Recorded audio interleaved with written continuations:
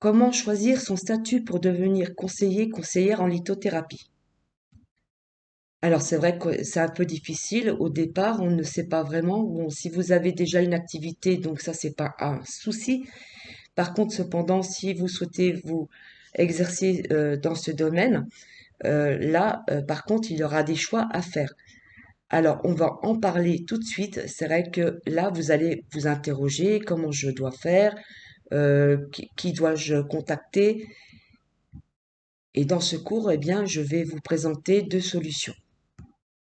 La première proposition que je peux vous conseiller, c'est celui d'auto-entrepreneur. Comment devenir auto-entrepreneur? Eh bien, il faut faire une déclaration de début d'activité, se domicilier, donc avoir une adresse de domiciliation de votre société, et puis s'immatriculer seulement pour commerçants et artisans, mais là, de toute façon, c'est une profession libérale, vous pouvez l'exercer aussi également, et souscrire à une assurance, bien sûr, puisqu'il faudra une assurance responsabilité civile. Alors parfois, il y a des personnes qui travaillent à leur domicile, donc ça, vous pourrez vous rapprocher de votre assureur pour voir comment faire, s'il y a des options par rapport à cela. Et sinon, eh bien, si vous avez un cabinet ou un endroit pour exercer, donc il faudra aussi souscrire une assurance à cet effet. Et puis évidemment, il faudra ouvrir un compte bancaire dédié justement à votre entreprise. Au niveau des démarches, bien sûr, il faudra évidemment faire votre inscription. Vous pouvez le faire directement sur le portail donc de l'URSSAF. Là, je vous ai mis le site de l'URSSAF, donc c'est https://auto-entrepreneur.ursaf.fr. Et puis sinon, il y a une autre solution, c'est celui du portage salarial. Alors le portage salarial, je vais vous expliquer comment ça se passe. En fait, vous avez des portages salariales. Bon, c'est pas toutes les sociétés de portage salarial qui prennent en considération tout ce qui est dans le domaine du bien-être. Tout dépend des sociétés de portage salarial. Certaines prennent simplement des commerciaux ou bien vraiment des métiers spécifiques. Par contre, cependant, il y en a très peu, mais je pourrais vous donner quelques informations. Ça, on peut le voir plus tard si vous le désirez. Et comment ça marche? Ça fonctionne en fait le portage salarial. En fait, vous rentrez dans une société de portage salarial. Si vous n'aimez pas la paperasserie et tout ce qui s'ensuit, donc vous pouvez démarrer votre activité tranquillement sans avoir à vous occuper de toute la paperasserie administrative telle que l'inscription à l'URSSAF. Donc au niveau de la chambre du commerce et bon, la chambre du commerce, on va dire, mais bon, plus au niveau profession libérale. Donc, en fait, on signe un contrat auprès de la société de portage salarial. Évidemment, certaines sociétés de portage salarial prennent un pourcentage puisque vous êtes enfin, entre le salarié et l'indépendant. D'accord? Donc, vous signez un contrat avec cette société de portage salarial. Par contre, vous allez avoir vos clients. Donc, c'est-à-dire que vous allez facturer vos clients. Parfois, il y a des sociétés de portage salarial. Moi, personnellement, j'ai travaillé avec deux sociétés de portage salarial, notamment dans un groupe qui faisait justement tout ce qui était dans le domaine du bien-être. Donc, il y en avait très peu, mais j'avais trouvé celui-ci. Et donc, c'est-à-dire que là, bon, vous rentrez dans cette société et vous signez ce contrat avec la société et ensuite vous facturez vos clients. Donc ça, c'est à voir auprès de la société de portage salarial. Donc en fait, vous avez un contrat de travail, évidemment, mais par contre, vous êtes indépendant, mais vous êtes salarié, puisque votre patron, c'est la société de portage salarial. Pour moi, c'est un statut qui me convient très bien. Bon, après, tout dépend des personnes. Les personnes qui souhaitent être en auto-entreprise, c'est leur libre choix. Moi, j'ai opté pour le portage salarial.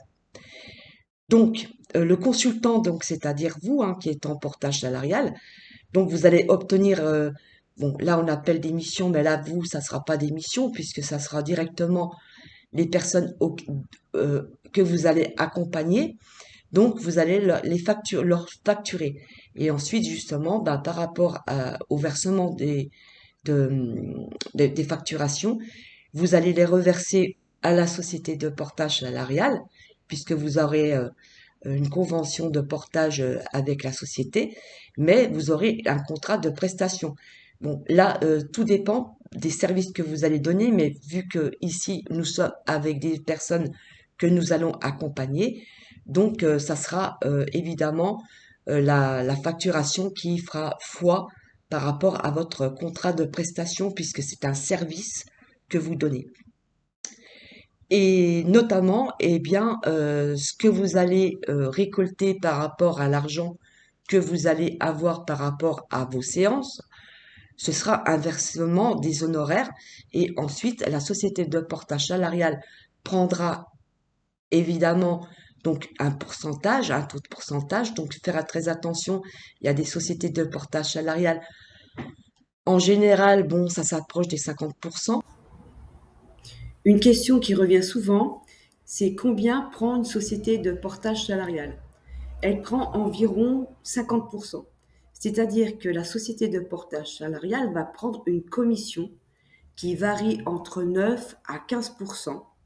Et donc à cela se rajoutent les charges qui seront déduites de votre bulletin de salaire. Alors une autre question qui revient souvent, vous êtes en portage salarial, donc vous démarrez votre activité, vous continuez pendant un an, voire plus, moins. Donc la question que les personnes me posent, c'est est-ce que j'ai droit aux acédiques? Eh bien oui, vous avez droit effectivement aux acédiques. Donc tout dépend de vos taux d'heures que vous aurez comptabilisés.